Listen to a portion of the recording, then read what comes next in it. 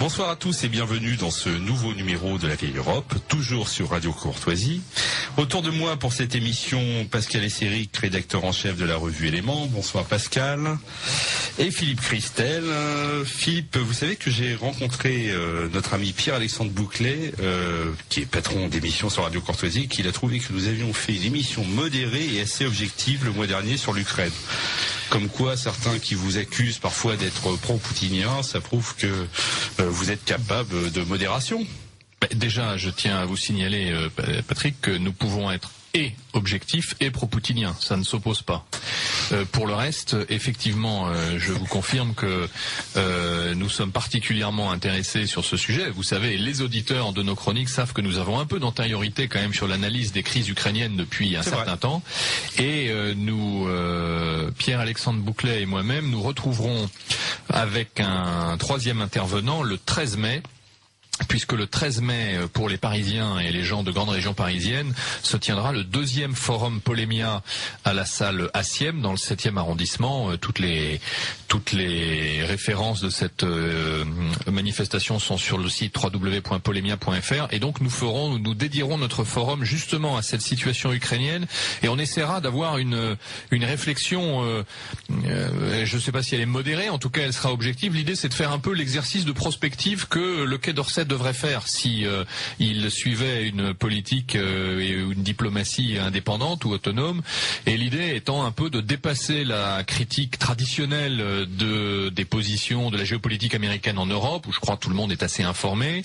L'idée de dépasser aussi une certaine russolatrie ou poutinophilie qui est tout à fait sympathique mais qui manque un peu de relief intellectuellement parlant, et on essaiera de se projeter sur une éventuelle troisième voie, si j'ose dire, entre ces deux politiques. Et donc je crois pouvoir promettre effectivement aux participants qui nous feront l'amitié de nous rejoindre un débat de haute volée avec notamment Pierre-Alexandre Bouclet qui revient de plusieurs voyages et de plusieurs semaines en Ukraine, que ce soit sur le Maïdan mais également à Slaviansk, à Donetsk ou à Kharkiv.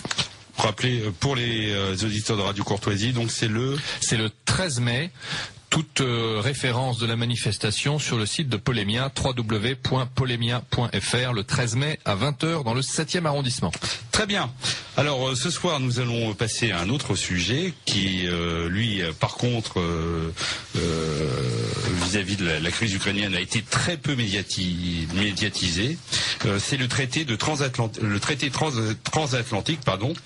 La revue Éléments qui vient de sortir son dernier numéro à propos de l'Europe marché ou Europe puissance a consacré un article là-dessus. Et pour en parler, nous avons le plaisir de recevoir Alain de Benoît. Bonsoir Alain de Benoît. Bonsoir. Je ne vous présente plus aux auditeurs de Radio Courtoisie, ce qui va nous permettre effectivement de rentrer dans le vif du sujet. Dans le dossier d'Éléments, vous parlez d'un des plus grands événements du début du XXIe siècle. Pourquoi dans ce cas-là, la presse, la télévision, la radio, en tout cas en France, n'en a quasiment pas parlé? Alors, c'est une question très intéressante.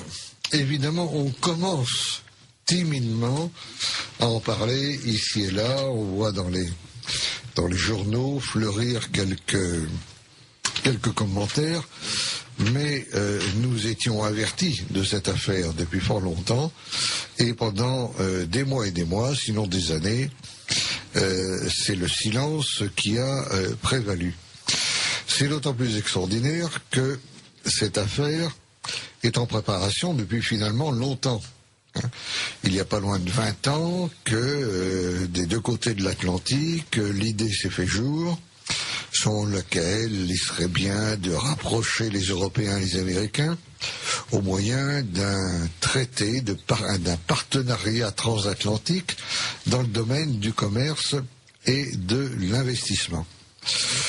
Et il y a eu une accélération. L'accélération, il y a d'abord eu évidemment la chute du système soviétique qui a favorisé, je dirais, l'emprise planétaire du capital. Et plus récemment, il y a eu les déboires que les Américains ont commencé à rencontrer à l'intérieur de l'Organisation mondiale du commerce. Jusque-là, ils en étaient plus ou moins les promoteurs et les tireurs de ficelles, si l'on peut dire, au même titre que pour la Banque mondiale ou le Fonds monétaire international, mais l'Organisation mondiale du commerce, qui se fixe pour objet de conclure des accords commerciaux multilatéraux, l'entreprise a un peu capoté.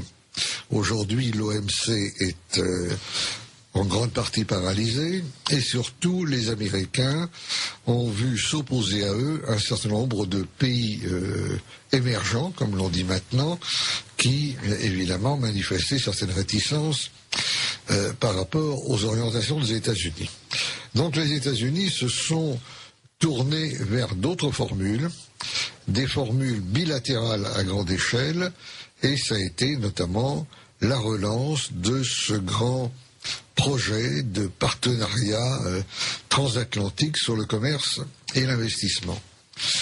Les négociations se sont engagées depuis un certain temps.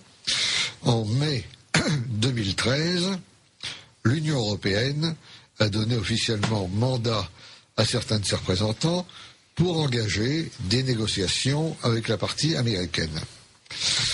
Depuis lors, les réunions se déroulent, ce qui est à souligner, tout à fait à huis clos. C'est-à-dire que ces discussions sont des discussions secrètes dont les gouvernements ne sont pas informés, contrairement aux multinationales qui sont au contraire associées intimement à l'évolution de ces négociations. Ce secret, ce silence contraste avec l'importance à laquelle vous faisiez allusion de cette affaire. De quoi s'agit-il en effet?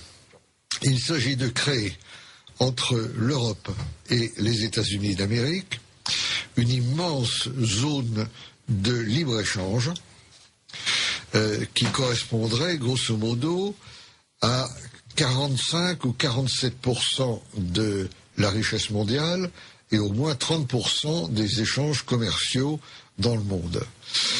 Comme l'a dit le bon monsieur Barroso, qui est toujours président de la Commission européenne, c'est le plus grand accord commercial jamais envisagé dans l'histoire